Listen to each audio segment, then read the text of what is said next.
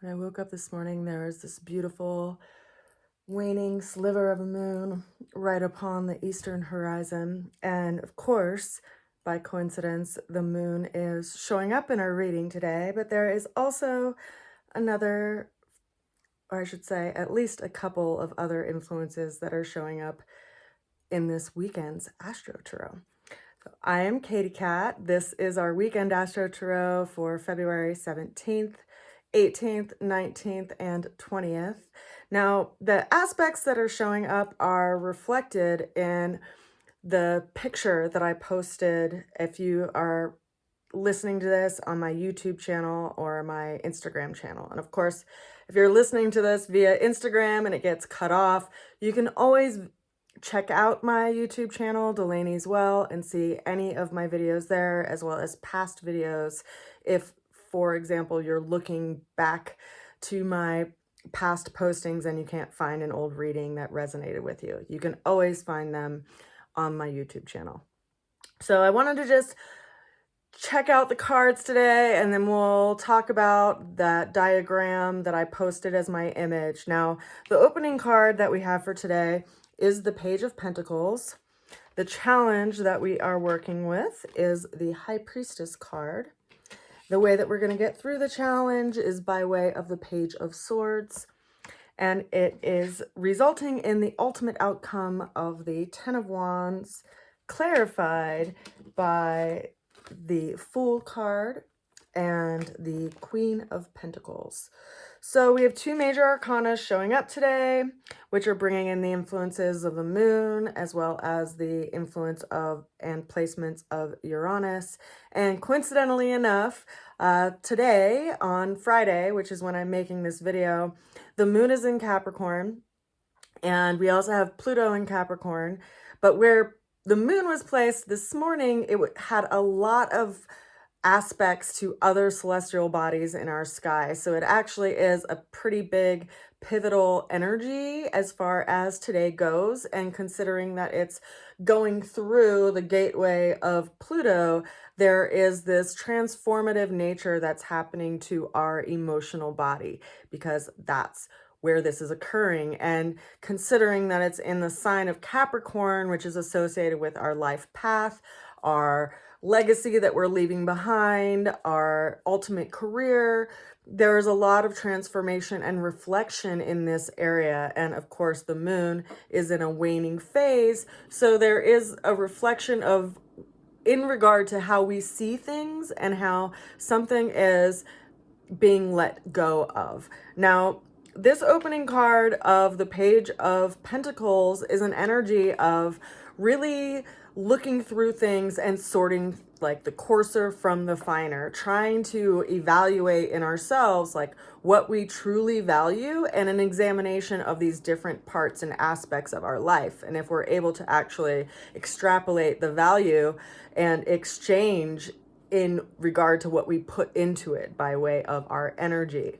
Now, this card does resemble the Virgo energy. So it is that critical nature, how we look at things in our mind, and if it's practical or if it's not practical. And I believe that this is showing up on the table because it is the third point in regard to these earth energies that we've been experiencing. We have Uranus in Taurus, up with the North Node, creating a lot of unexpected changes and shifts in areas that are preventing us from progressing in our life.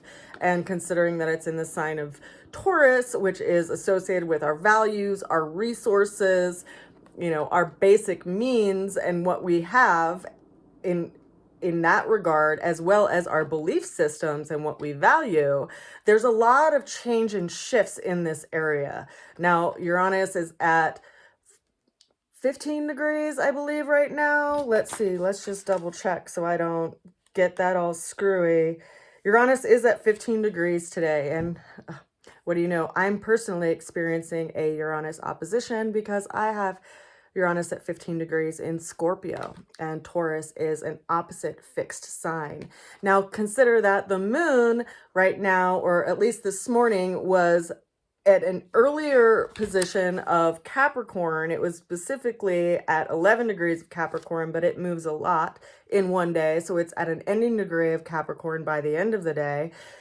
These are energetics that the moon is about to go into Aquarius. So we're going to see the moon go into a fixed sign. We have the south node in a fixed sign, we have the north node and Uranus in a fixed sign, and then we also have Mercury moving into a position in Aquarius that is in a square relationship with Uranus. So there is this energetic of a challenge in the way that we look at things and how we see things in the big picture, you know, in the long range. And so we are facing this challenge in regard to how we feel with that, how we work with that emotionally in our nature. And there is this certain amount of letting go of past things that is presenting some kind of friction and challenge to us by way of this High Priestess. Now, whenever the High Priestess shows up, it's pointing to something that still needs to be revealed and to allow information to come in, because she's not in a place of action. She's in a place of intuition and waiting. And yet when we look at the moon, as I did this morning, it's in this waning phase. It's in the last degrees of Capricorn by the end of Friday. It's going to be moving into Aquarius through the weekend, and it's over the weekend that it's going to be in that square placement to Uranus, which is up in Taurus, as well as the North Node and the South Node over in Scorpio. So we have this, you know, as I like to envision visually, like a tire iron, really cranking off the bolts of the things that we used to have that would hold us together so that we can change our tire and actually move forward, because holding onto a flat tire and trying to move forward is really, really difficult. So the way that we're going to move through the challenge came in through this Page of Swords, which is a card all about communication, vocalization. And if you've been in a place where you have like resistance or hesitation in your ability to speak your truth, you might be experiencing some signals by the body, which is telling you of that. Like you might be experiencing a sore throat, and that is something that I experience personally whenever I swallow my anger or don't allow myself to speak my truth, because our throat chakra is meant for that. It's meant to be a vibration of expression from the heart, and also to be an expression of what we see in our mind. And so the way to work through this friction is ultimately through communication. And consider that the things that you are hesitant about speaking about is showing you what you really need to be speaking about, right? As my teacher would say, resist that which wants to resist in you, because that's what's showing you your growth curve. Now, when we look at the ultimate outcome of the day, I think it points to that need for us to communicate, because we have this 10 of Wands energy, which is someone who is bearing a lot. They're taking on a lot. They're carrying on a lot of burdens. They can't say no to things. They say yes to everything, which means that they have a lot of things that they're carrying along their path. And consider that when you're carrying all of those things, it's really hard to see your sense of direction and where you're going, because you're blinded by all that you have to do. And so the energetic of this card ultimately is to lay some things down so that you do have some sense of one direction rather than feeling pulled in all of these different directions, particularly directions that pull you away from your sense of self. Now, the clarifying cards are interesting that came in today. The Fool card, which is speaking of that influence of Uranus, is speaking of this energy of unexpected shifts and changes and the need to follow your heart in those situations, because oftentimes the biggest shifts in our lives are really an act from the universe to push us into some kind of new beginning that we wouldn't have embarked upon had we just stayed in the realm of the mind and what was comfortable. Now we have that energy, right? And Uranus is up in Taurus, actually creating those shifts, and has been for the last 4 years or so. And then we also have this energetic of the Queen of Pentacles on the table too, which is signaling that Capricornian energy that I was mentioning is being brought to our awareness through this reading today, which is involving Pluto and the moon. And also through Trinity, the placement of Uranus up in Taurus. So there is this energetic that's calling us to look at our overall life path and where we ultimately want to go. You know, like the mountain goat is what rules the sign of Capricorn by way of animal energy. And it has that quality of being able to see where they're going and going without fear. And so we need to examine that, because a lot of that is being transformed right now by way of Pluto and the moon, of course. And it's being supported by the energy of these big shifts and changes that have happened in our lives. So in a lot of ways, we're being called to reflect, quite literally, by the energetics of the moon on that which we have grown through and transformed through the last couple of years, particularly when we went through that huge transit and stellium that happened in Capricorn in January of 2020 through March of 2020, especially when Mars went through that gateway of influence as well. So we've been going through a lot of unexpected shifts and a lot of unexpected changes. And in a lot of ways, I feel like the energy of the reading today is asking us to take a sincere look at that, and where our heart is encouraging us to put our energy and effort, where our values really are, and what we want to make of our life path as we walk each step every day. So I think it's a powerful reading today. Now, to talk about the diagram that I posted as my image, if you're visiting this through YouTube or through Instagram. So I started playing around with having a diagram of sorts, and this is really elementary, mind you, but it is a good start, I feel like, for being able to share where the planets are, how they're aspected, and how you can see them in regard to every day as they move along their orbital path.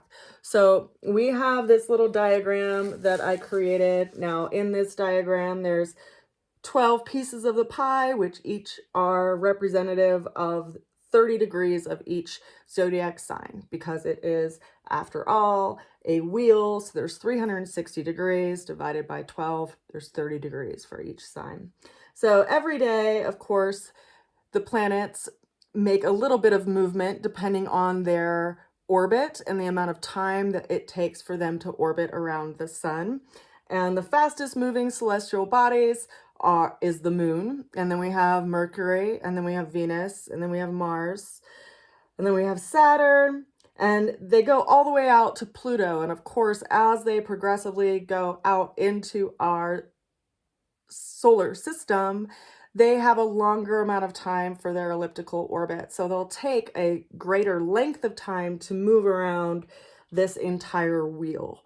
So for instance, it takes 365 days for the sun, for us, of course, as the Earth, to move around the sun, but it takes, in reflection, 365 days for the sun to move by zodiac system through all 12 signs. Now, if we woke up this morning and the sun was rising on the eastern horizon, you would see the moon just above the eastern horizon and that waning phase, because just the left side of the moon would have been lit up through reflection of the sun based on the position of the moon. Okay. Now, as the sun moves to zenith position, this would be like noon or 12 o'clock. And then as it moves to sunset, you'll see a few celestial bodies in the sky. You'll see Venus, which is actually really closely placed to Neptune right now, but Venus is closer, so we're able to see Venus. And you'll also be able to see Jupiter, which is up in Aries, close to Chiron. And then you will also be able to see Mars, which is up in Gemini. Now, of course, when the sun is near midnight, you'll still be able to see Mars, but it'll just be close to setting on the western horizon. So if you are looking at the diagrams that I placed on the actual reading, you'll basically be able to see a sunrise diagram and a sunset diagram, which will allow you to be able to go outside tonight or in the morning, look toward the south, and be able to see these celestial bodies by placement in reflection toward either the east, if you're looking at the sky at sunrise or before sunrise, or west if you're looking at the sky after sunset and looking to see the celestial bodies at night. So hopefully those diagrams help and kind of stretch your mind a little bit in reflection of how things shift and move in the sky. If that's useful, please let me know, of course. And I just want to send you all a lot of love. I hope you have a blessed weekend, and keep your mind open and keep your mind in question, because it's when we are in a place of certainty that we actually limit ourselves. I send you so much love, and I will see you again soon. Bye for now.